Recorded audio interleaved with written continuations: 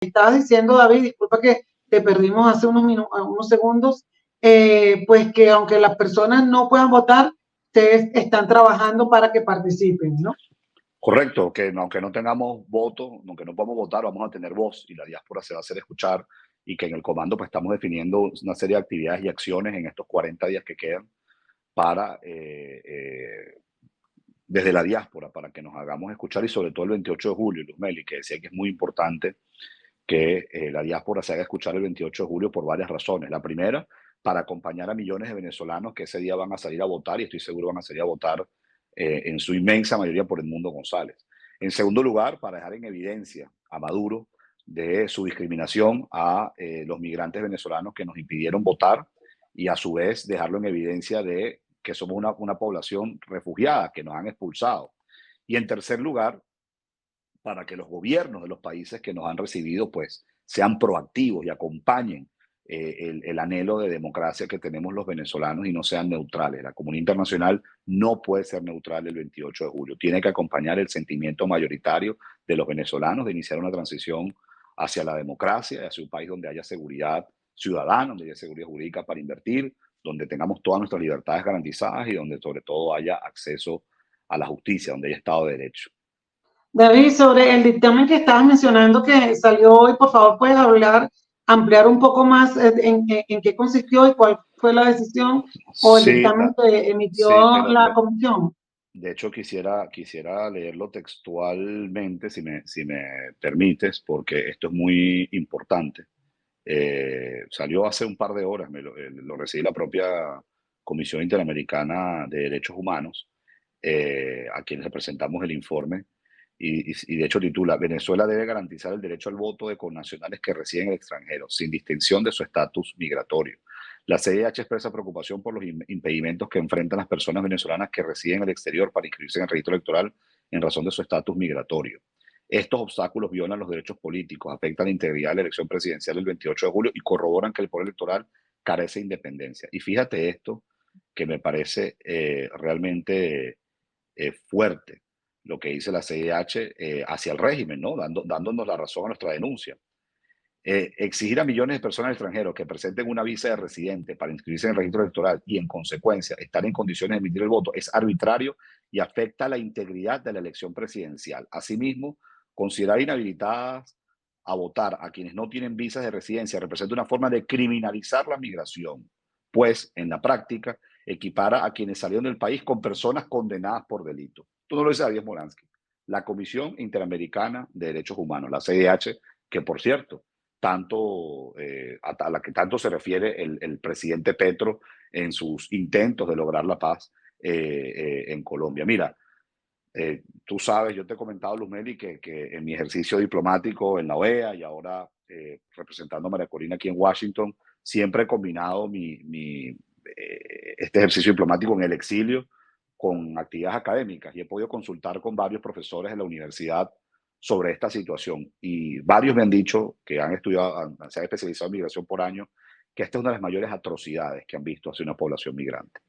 No solamente por el hecho que ya es muy grave que se nos impida votar, que se nos nieguen nuestros derechos civiles y políticos, sino todo lo que hay alrededor, el derecho a la identidad, que es renovarte un pasaporte. Y además de eso, cómo nos humillan pidiéndonos una visa de residencia, como dice la CIDH, siendo la cantidad de venezolanos que somos que podríamos definir una elección. La diáspora es tan grande que el día de mañana habría que preguntarse si realmente se necesita un ministerio o un viceministerio, pero no el que está anunciando de Maduro, sino uno de verdad, no de demagogia, no de populismo, que atienda las necesidades de la diáspora, o si la diáspora debería tener una representación parlamentaria. Esos son los debates que se tienen que dar el día de mañana en un gobierno democrático, así como también un gobierno democrático, uno de los primeros anuncios que debería hacer es garantizarle la renovación de los pasaportes o un nuevo pasaporte a quien lo necesite en el exterior, además sin ningún tipo de traba, sin ningún tipo de gestores, que sea algo transparente, moderno. Entonces, es una atrocidad lo que nos están haciendo y por eso yo he venido denunciando esto. Aún así, se está yendo el 28 de julio. Aún así, la mayoría quiere salir de Maduro y quiere hacerlo a través del ejercicio del voto. Pero no podemos quedarnos callados, Luzmeli, ante estas arbitrariedades. Y cuando se habla de fraude, el fraude no se hace el día de la elección. El fraude es un proceso que se va construyendo desde el régimen, impidiendo a 5 millones de venezolanos que voten en el exterior, deteniendo arbitrariamente a activistas, miembros del comando de campaña del Mundo y María Corina, haciendo migración arbitraria interna en Venezuela, donde los cambian los centros de votación a muchos electores, entre otras retaliaciones que se han venido tomando. Entonces, es realmente épico lo que, lo que se ha venido haciendo. Y mira, nadie da un céntimo. Tú que me decías que quería hablar un poco más de política. Nadie daba un céntimo hace 15 meses a dónde estamos hoy. A mí me realmente, yo creo que lo que hemos hecho en los últimos 15 meses se tiene que escribir. Porque mucha gente dice, no, el régimen se ha equivocado, el régimen se ha tropezado. ¿Y qué tal si empezamos a decir que hemos hecho las cosas bien? Ya va, Dale, David, dale, ya va. dale, dale. Antes de que te me vayas Me por allí, emociono, porque me emociono, me emociono, me emociono. no, no, porque me interesa y sí es importante, pero es que para cerrar un poco esta parte, quería compartir un comentario de usuarios de nosotros que nos están saludando desde Lima, desde otros países, y Miguel Rosendo dice, saludos David, luego de 7 años fuera de Venezuela, tengo tantas ganas de irme para Venezuela que solo estoy esperando un cambio de política. También hay preguntas de Iris Muchacho, que era un poco lo que estabas diciendo, con que cuáles serían las primeras acciones en el caso de que ganen las fuerzas democráticas en el país, sobre todo porque son 7 millones de personas que están fuera de Venezuela, y pues cuál sería una política de retorno a casa que sea una política responsable, pues porque así como pasaron 8 años y la gente fue saliendo durante todo este tiempo, pues ese retorno, ¿cómo te lo imaginas tú? Y después que me responda eso, si vamos a pasar a hablar de la política coyuntural.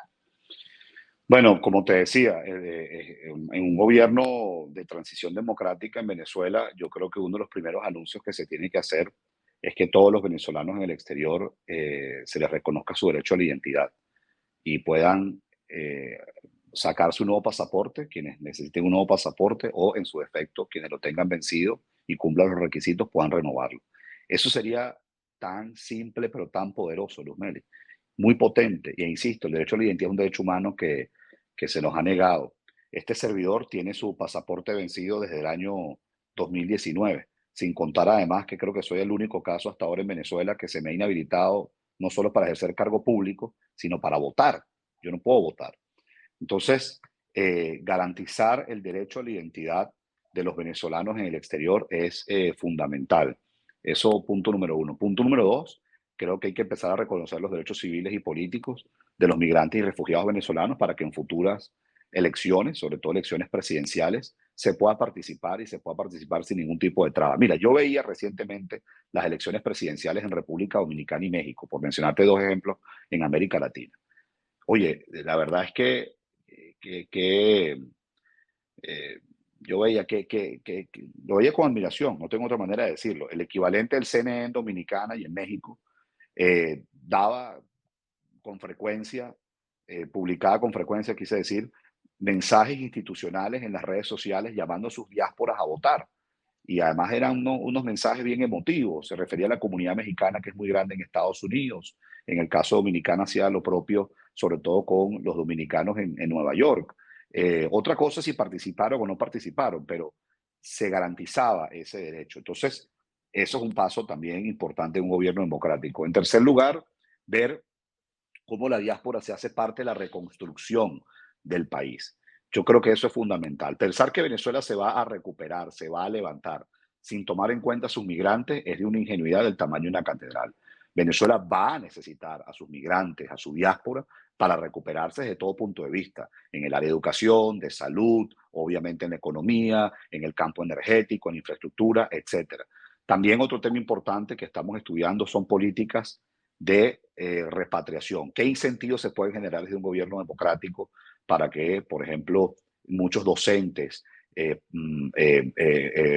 enfermeras, médicos, ingenieros, arquitectos y entre tantos profesionales que se han ido del país, pues puedan regresar y de esa manera ser parte de esa reconstrucción desde el sector público al sector privado? Hay experiencias interesantes en otras partes del mundo, para no ir muy lejos, en Chile ocurrió, en Croacia también se ha hecho, en Corea del Sur, donde se crearon políticas de incentivos para que sus poblaciones migrantes regresaran y fuesen parte de la reconstrucción después de pasar procesos de dictadura o de guerra. Entonces en Venezuela habrá que hacer lo mismo y Luzmeli, también habrá que entender que habrá muchos que no van a volver.